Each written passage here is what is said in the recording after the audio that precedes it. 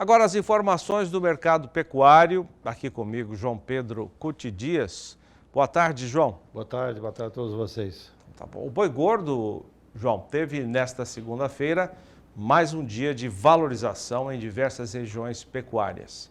E pelo que eu vi até agora, a terça-feira também vai ser assim. Os detalhes vamos passar daqui a pouco, mas sobre ontem o cenário foi positivo, apesar da baixa liquidez nas operações. Esse dado é da Agrifato Consultoria. E a valorização vem da baixa oferta de animais prontos para abate e também da necessidade dos frigoríficos de manter as escalas preenchidas. Em São Paulo, apurou a Agrifato, o boi comum, que é o boi geralmente comercializado aqui no mercado interno, se manteve na média de R$ 240 por arroba, apuração da Agrifato. O boi destinado à China tem ágio de R$ 20 por arroba. João Pedro Cuti Dias, temos ouvido muito sobre essa recuperação nos preços, o fim daquela pressão de baixa nós já temos alguns dias, né? Mas a explicação de muita gente é a de que não teremos viradas extraordinárias de preço. E nem sabemos por quanto tempo ainda teremos esse cenário hoje positivo. O problema nosso é que 70% é carne no mercado interno. E você, ao redor de 30%, pouco mais, pouco menos, vai para exportação. O grande comprador nosso é a China. Você tem informações que nós entrevistamos ontem até o pessoal da CNA, né, comentando a respeito dessa questão. Hoje na China você está com alguma dificuldade em termos de situação econômica, você recuperou a produção de carne suína e os importadores chineses e a própria a desvalorização do yuan em relação ao dólar, tudo isso complica um pouco o processo. Porém, a China continua comprando em volumes grandes, não aquele preço que ela pagava, $6.500, mas pouco mais de $5.000 a média por tonelada. O mercado interno brasileiro, o segundo semestre, pode ser que melhore um pouco mais. Sempre há uma maior atividade econômica, setor de serviço, há maior... aquele período de pagar os I da vida, os IPTUs e das quantas que nós pagamos tanto nos primeiros meses do ano, já acalma um pouco a questão. Mas tem uma série de fatores que levam a uma expectativa de uma recuperação um pouco maior do mercado interno brasileiro. Não dá para ter ilusão que vai ser uma revolução, mas pelo menos se o PIB crescer 2,5, até um pouco mais do que está se falando, sempre que vai ter uma melhoria em termos de emprego, de renda, e tudo isso acaba favorecendo. Agora, você tem uma pressão grande das demais carnes. Você vê o frango hoje com 48 quilos de média de consumo no Brasil, já por habitante ano, é significativo. Você vê o próprio suíno, 18 quilos, quanto ao bovino, estamos falando em 25 a 26 quilos por habitante ano. Essas duas carnes, frango e suíno, eles estão sendo beneficiados nesse momento pela questão do preço do milho. O milho despencou. Hoje você compra milho no Mato Grosso bem abaixo do preço mínimo. E você tem uma oferta de milho praticamente em todo o território nacional. Aí você olha, a soja também caiu. A soja, o produtor de soja queria vender por 150, vendeu por 115, 120, depende do local. E, consequentemente, o farelo de soja também caiu o preço dele. Milho e farelo de soja, 70% do custo da produção da carne branca. Então, e essas duas carnes eles têm uma política muito agressiva em termos de buscar mercado. Se você vai num supermercado grande, você encontra várias gôndolas, vários balcões frigoríficos com vários tipos de cortes, no caso suíno, linguiça, corte empanado, você tem um monte de coisa semi-pronta. Então você tem, a dona de casa vê aquilo ali por R$15 o quilo, R$18 o quilo, um filé. Há uma certa tendência dela procurar aprender a comer, porque essas carnes, até pouco tempo atrás, carne de suíno, você não tinha oferta de carne fresca abundantemente. Hoje você tem, Então, e tudo isso acaba impactando no consumo de carne bovina. Vamos falar já sobre isso também, João, porque ontem o Rabobank trouxe em relatório que o consumo da carne bovina pelo brasileiro é o grande desafio para a pecuária. Bom, eu tenho aqui também os números apurados hoje pela Scott Consultoria. Eu falei que era de firmeza e aqui vamos mostrar os números da região sudeste.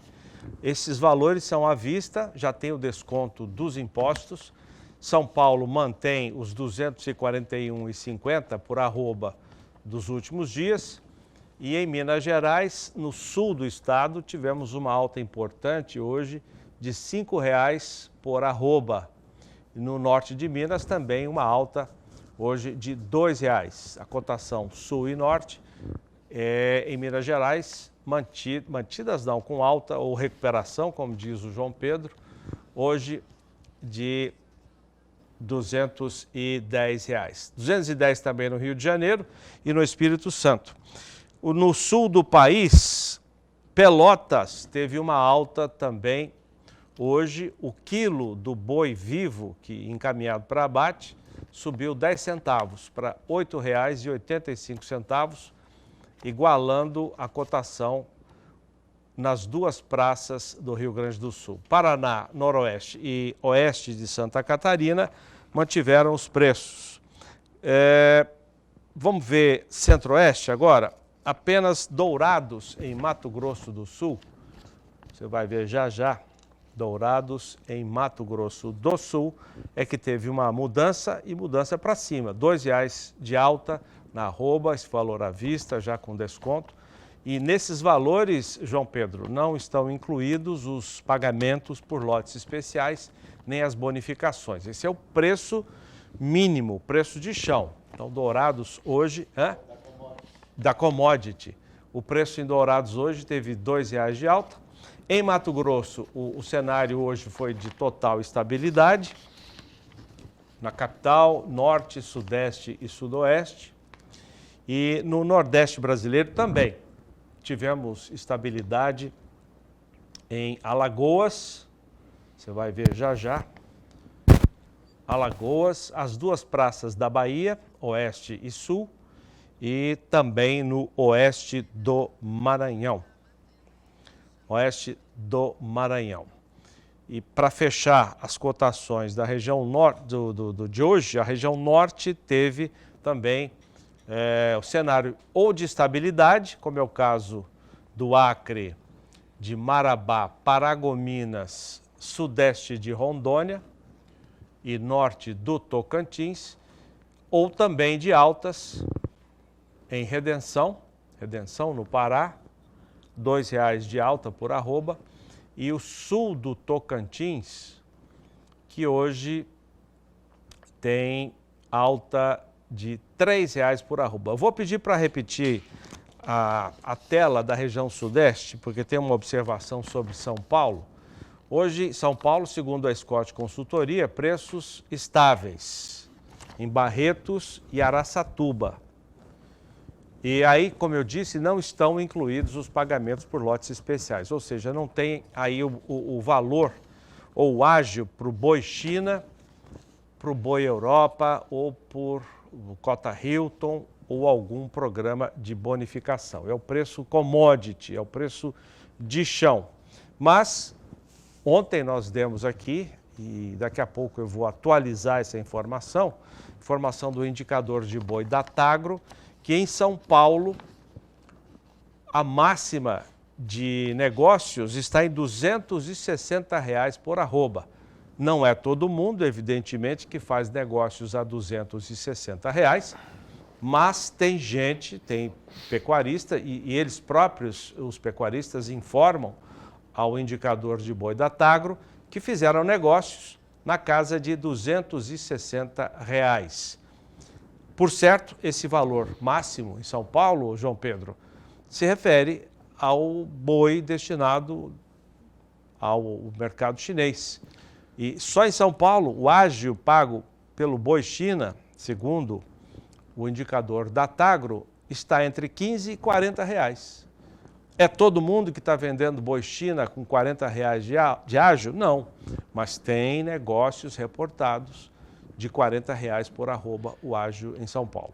E também você tem hoje um mercado que já é significativo, que é a carne premium no Brasil. Esse animal com menos de 30 meses, bem acabado, seja macho ou fêmea, ele também ocupa esse espaço. Você tem hoje um mercado de carne premium no Brasil que está crescendo muito. E talvez você também aproveite esses animais aí, parte vai para exportação, parte pode ir para o mercado interno para atender esse mercado específico. Agora, João, esse relatório do Rabobank ontem, esse relatório diz que o grande desafio para a pecuária brasileira hoje é melhorar o consumo do brasileiro de carne bovina.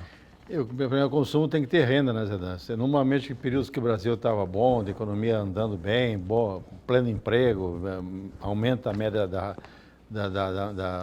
dos salários, você tem condições de aumentar o mercado, a demanda. A situação meio complicada, né? Ainda nós estamos vivendo uma situação, a inflação diminuiu agora, isso é bom. A inflação é o pior imposto que tem. Depois o dinheiro está no seu bolso, a inflação corrói o poder de compra dele. E o cara que é assalariado não tem como ele se proteger muito da inflação, fica meio num brete. Então, esse fato de ter renda mais e melhorar a economia, ativar a economia, isso é importante. Tomara que o Brasil volte a crescer. Nós passamos períodos ruins aí, né? Tempo do governo da Dilma, posteriormente da recuperação aí que começou no início do governo Bolsonaro e posteriormente também depois aconteceu a pandemia. Você tem uma série de fatores que atrapalhou um pouco a economia nossa.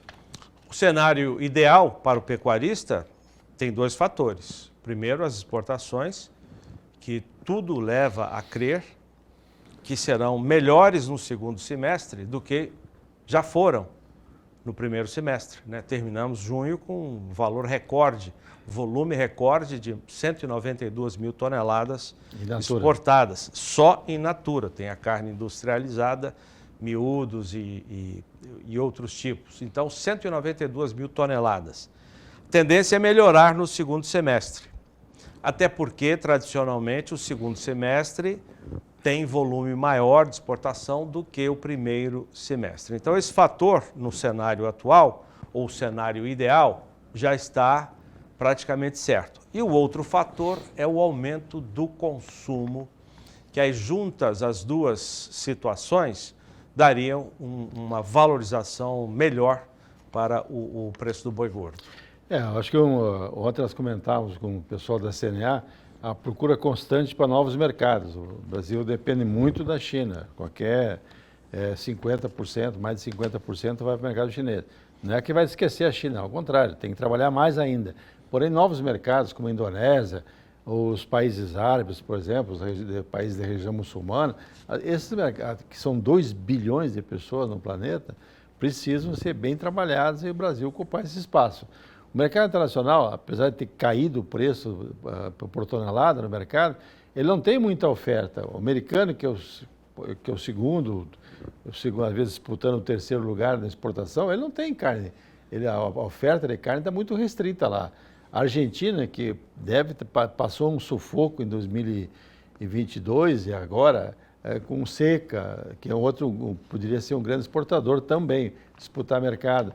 Então, você não tem muita oferta. O Brasil é o único país que tem qualidade e quantidade para poder atender essa demanda internacional.